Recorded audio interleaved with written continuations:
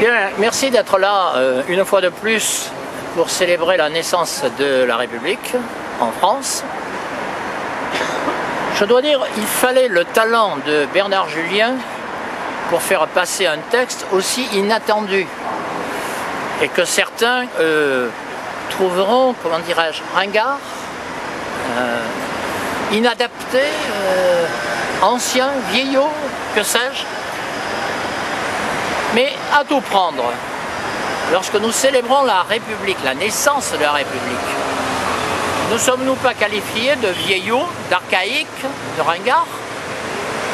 Et dans ce monde où les principaux dirigeants n'ont qu'un mot à la bouche, être moderne, c'est-à-dire ne pas être républicain, c'est-à-dire ne pas être laïque, ne pas défendre les services publics, ne pas défendre tout ce qui a fait cette histoire et ce mouvement populaire extraordinaire qui en 92 a bâti la République, ce mouvement que l'historien Carlos Fuentes appelait la plus grande révolution du millénaire dans un article dans Le Monde.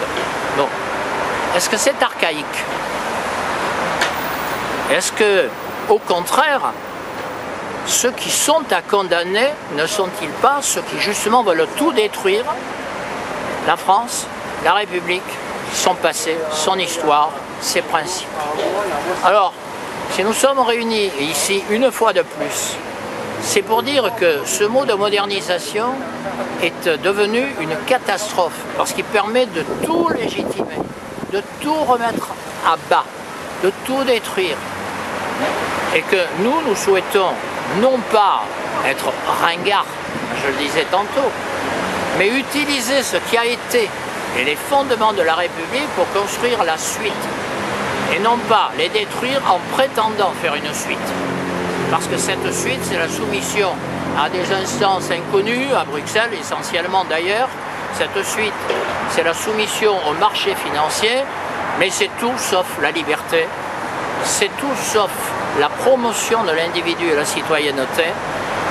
C'est tout sauf la reconnaissance de la souveraineté.